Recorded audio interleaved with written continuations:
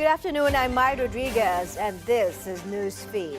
Vice President Sara Duterte confirms receiving summons from the Office of the Prosecutor.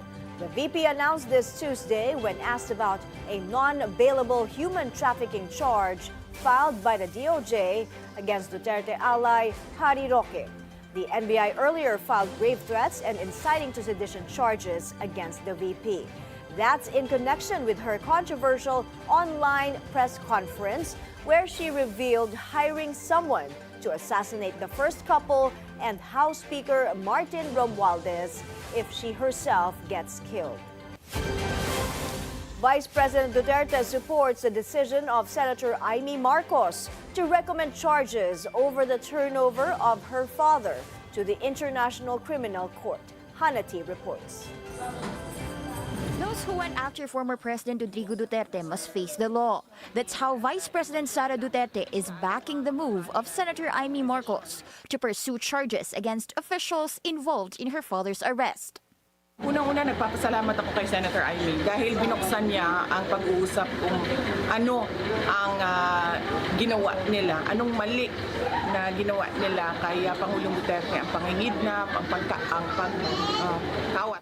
Senator Amy wants to recommend criminal and administrative charges to the Ombudsman against the Remulla brothers. Top PNP officials involved, including PNP Chief Romel Marbil and CIDG Chief Nicolas Torre and Ambassador Marcos Lacanilao. Her committee cites possible violations of the anti-graft law, arbitrary detention, and usurpation of judicial functions. The senator currently leads the Senate investigation on the legalities of FPRRD's arrest on March 11. Ngayon gusto namin makita na mafailan ng kaso yung mga tao na may kasalanan sa kung anong nangyari sa pagdukot kay Pangulong Rodrigo Duterte. For VP Sara, if the administration insists it had nothing to do with the arrest, it should already be taking action against those responsible.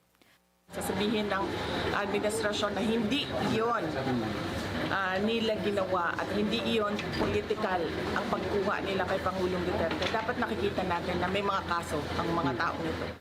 The VP earlier warned she may be next on the ICC's list. Senator Amy herself said she's ready to oppose any warrant against her. She was recently endorsed for re-election by the VP. Let me make it clear, I will oppose that warrant with everything I have. But Senator Amy's move is already drawing pushback, including from her own brother, President Bongbong Marcos. I'm sure he's not happy about what's happening. I'm certainly miserable about these developments. PBBM says everyone is entitled to their own opinion, but he disagrees that the arrest of FPRRD was politically motivated. Hanati, Billionario News Channel.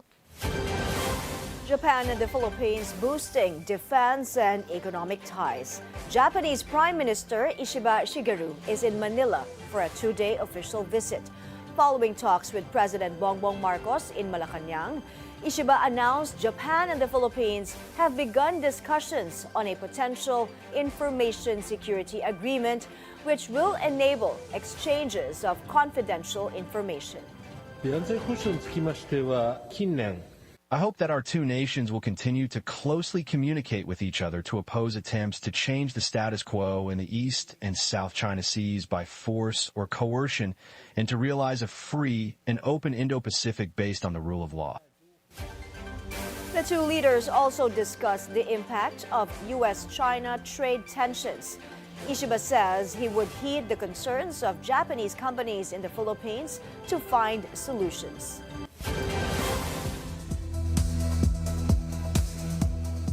U.S. President Donald Trump in campaign mode as he marks the first 100 days of his second term in Michigan. The Republican leader touted what he described as a series of major economic wins and used most of his speech to attack Democrats, including his predecessor, Joe Biden. Nothing will stop me in the mission to keep America safe again. It's very simple. Keep America safe again. And our first 100 days have also produced historic results in the battle to defeat Biden's inflation disaster and bring jobs and wealth back to America and bring them back to Michigan, okay? We want to bring them back. Thanks for watching. I'm Mai Rodriguez. Stay tuned. Billionaire News Channel is on Free TV 31 and 24 on Cignal. Also check our website, bnc.ph.